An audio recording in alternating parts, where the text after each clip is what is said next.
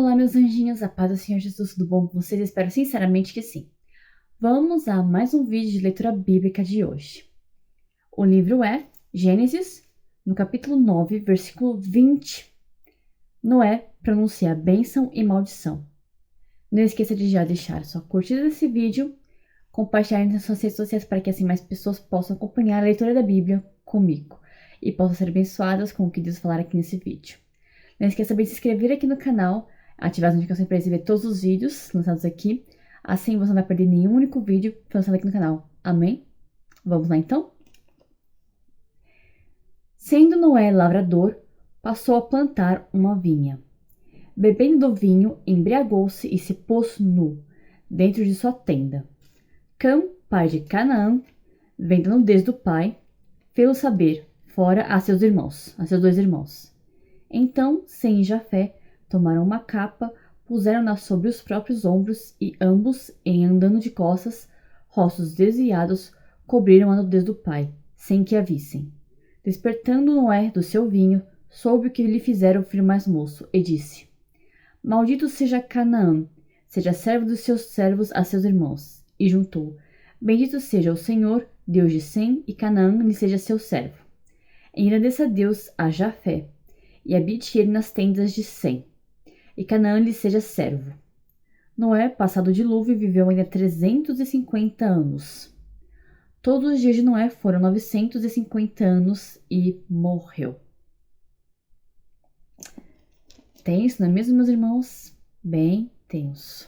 Eu não poderia explicar exatamente o contexto histórico pelo qual Cã foi amaldiçoado pelo próprio pai.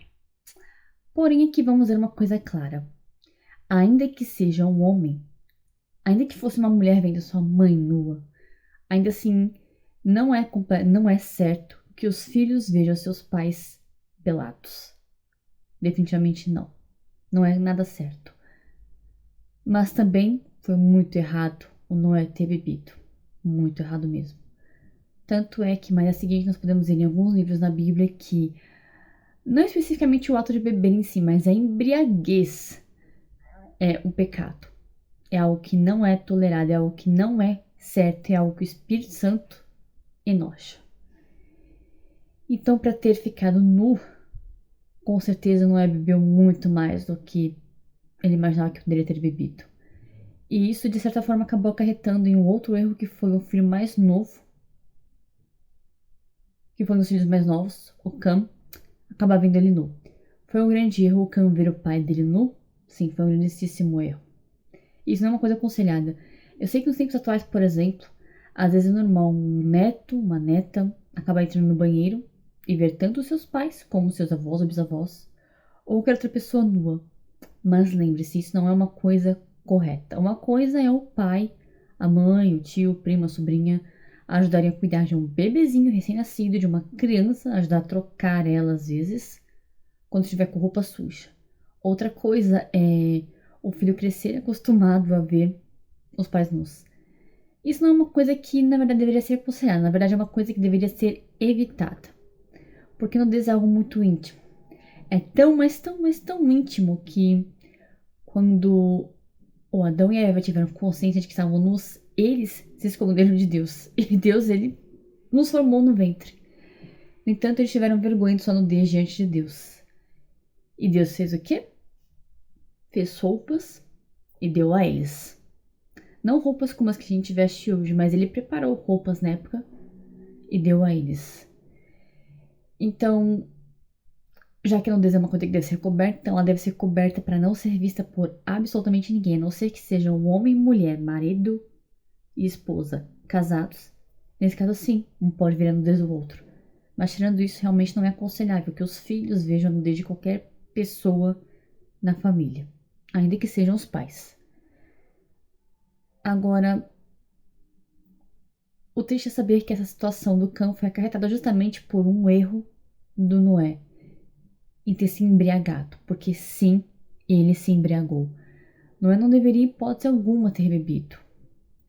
Mas isso aqui só serve para mostrar que, aliás, qualquer história da Bíblia que a gente lê, a gente percebe que, por mais que os homens e mulheres na Bíblia, escolhidos por Deus, tenham sido homens de fé, mulheres de fé, exemplos na fé. Ainda assim, todos eles cometeram erros, todos eles, sem exceção. Não foi à toa que, após perceber que eu me cometia erros atrás de erros, que o Senhor Jesus foi enviado para morrer como um cordeiro perfeito por nós e ressuscitar em seguida, porque nele não havia erros. Então alguém que não tinha erros morreu e ressuscitou por alguém como nós, como eu e você, que temos erros até o último suspiro de nossa morte. Então, um dos primeiros erros da humanidade já foi visto aqui, com Noé se embriagando. Provavelmente já ouviu outros homens e mulheres na história que se embriagaram, mas registrado na Bíblia como alguém que seguia Deus, o Noé foi o primeiro. Adão e Eva cometeram seus erros. Sim. Apesar de não ter sido muito registrado na Bíblia, quase todos os erros, apenas o pecado, a queda do homem, que isso por si só já foi o maior de todos os erros, porque isso respingou de geração em geração até os dias de hoje. Tanto é que nós nascemos como pecadores e não como seres perfeitos. Se não tivesse acontecido aquilo, se Eva não tivesse dado vida à serpente, se Adão não tivesse dado na mão dela também, não tivesse comido aquela fruta, o fruto proibido, o fruto que dava sabedoria, provavelmente hoje nós seríamos talvez o retrato do que seriam aqueles quadros onde homens e mulheres vivem em extrema harmonia com os animais selvagens. Possivelmente não seríamos assim hoje em dia. Mas não, o mundo seguiu um rumo totalmente diferente. Não sei se era isso que Deus esperava, porque ele é onisciente, ele é onipresente, ele sabe de todas as coisas. Porém, foi esse o rumo que foi permitido a nós vivermos. Então, só nos resta perseverarmos agora, acreditando e amando a Deus, para chegarmos no dia do grande arrebatamento. Para aqueles que estiverem vivos, serem arrebatados. Para aqueles que estiverem mortos, nós também seremos transformados. Amém? Temos apenas que perseverar dia após dia. Mas o erro aqui de Noé já nos ensina uma coisa. Não beba. É claro, você não é proibido. A Bíblia não proíbe a bebida em si. A Bíblia condena a embriaguez, porque é uma pessoa que não sabe se controlar, que bebe demais, acaba cometendo erros como esse. O Noé estava pelado na tenda dele. Naquela época, as pessoas viviam em tendas, andavam em tendas. Os servos dormiam e andavam em tendas. Os servos dormiam nas tendas um pouco mais afastadas de seus senhores. Então, naquela época, ainda há pessoas hoje em dia que vivem não em tendas, mas são conhecidos como nômades. Eles vivem andar para lá e para cá. Mas mesmo assim, o meu já é um bom exemplo de que você não deve beber. Muitas pessoas poderiam usar, por exemplo, o argumento de que Jesus bebeu vinho. Sim, Jesus bebeu vinho. Mas se você ler na história de Mateus, Marcos, Lucas e João, você vai notar que Jesus só bebeu vinho uma única vez. Não é mencionado, inclusive, nenhuma vez que Jesus bebeu vinho no primeiro milagre que ele fez na vida dele. O casamento, onde ele transformou água em vinho. Não. O único momento da Bíblia que menciona que Jesus bebeu vinho foi a Santa Ceia. Mais nada. Ele morreu e ressuscitou aos 33 anos. E a única vez em que é mencionado na Bíblia que ele bebeu vinho foi a Santa Ceia. Então você não é proibido de beber, porém deve fazer todas as coisas que fizer com cautela e lembrando-se de que o Senhor te observa agora, vai te observar daqui a meia hora, daqui a um minuto, daqui a um segundo. Ele te observa sempre. O Senhor não é cego. Onde você estiver, com quem você estiver, o que você falar, o que você pensar. Deus vê, Deus ouve e Deus conhece tudo sobre você. Não esqueça disso. Agora vamos orar? Feche seus olhos e vamos falar com Deus. Senhor, nosso Deus, Todo-Poderoso Pai, obrigada por essa palavra tão poderosa. Obrigada pelos ensinamentos que o Senhor nos dá dia após dia, para nos fortalecer na fé, para nos tornar pessoas melhores. Eu sei, Senhor, que todo o conhecimento vindo da Bíblia, até as coisas que nós não imaginamos, mas que o Senhor ainda assim nos dá o entendimento. Todo esse entendimento vem através do Teu Espírito Santo, que é dado pelo Senhor, para que nós possamos aprender, para que nós possamos evitar ao máximo cometer os mesmos erros que um dia já foram condenados. Pessoas como Noé foram conhecidas por acreditar mesmo sem ver nada, porque o Senhor já fez uma promessa a ele, de que ele e sua família seriam salvos em uma arca. Essa promessa demorou mais de 100 anos para se realizar, e ainda assim ele perseverou. Nós possamos perseverar, Senhor, diante de tuas promessas, mesmo sem aparentemente vermos um palmo na sua frente.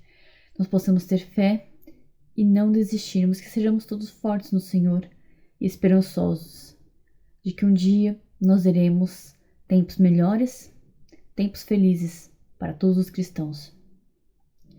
Guarda nosso coração, Senhor, de cometer esses erros. E sempre que nós possamos estar perto de cometer esse tipo de coisa, esse tipo de erro, ou qualquer outro erro que seja condenável, naquele versículo que medita sobre o espírito militar contra a carne. Que cada vez que nós estejamos perto de lutar contra o espírito, de fazer algo que entristeça o teu coração, Senhor, que a tua vontade, que o Espírito Santo nos alerte e lembre. Isso que nós possamos estar prestes a fazer não é certo, nem é algo que agradaria ao teu coração. Então, que nós possamos estar sempre alerta, Senhor. Ajuda-nos a estar sempre alerta, para que nós não nos desviemos do teu caminho, da tua vontade. Nós possamos ser firmes e fortes, com foco sempre no Senhor. Ajuda-nos e fortaleça no Senhor o coração, os ouvidos, os pensamentos, para que sejam sempre focados em Ti, para que não pensemos besteira, para que não vejamos besteira, para que nós possamos estar focados, ouvindo e vendo sempre aquilo que nos traga mais perto do Senhor, que possa fortalecer o nosso coração, a nossa fé diante do Senhor. Prepare este coração, Senhor, que está assistindo nesse momento, para que ele seja forte contigo, para que ele não tropece em pedras, para que este caminho não entristeça o teu coração, para que nós possamos ser, não perfeitos, mas que nós possamos ser fortes diante do Senhor, que nós possamos ser pessoas na qual um dia o Senhor possa nos olhar e possa dizer: estes são os meus filhos amados, aqueles que me dão prazer, assim como um dia o teu Espírito Santo disse, ao aparecer lá no céu, diante do batismo de Jesus, que o teu filho lhe dava prazer. Nós, assim como o Senhor Jesus, também possamos te dar prazer em tudo aquilo que fizermos, Pai. No nome do Senhor Jesus. Receba a sua vitória hoje, para a honra e glória do nome do Pai. Amém? Creia na sua vitória hoje e tome posse dessa palavra para o seu coração. Muito obrigada por assistir esse vídeo até aqui. Um beijo no seu coração. Fique com Deus e até o próximo vídeo, se assim o Senhor me permitir.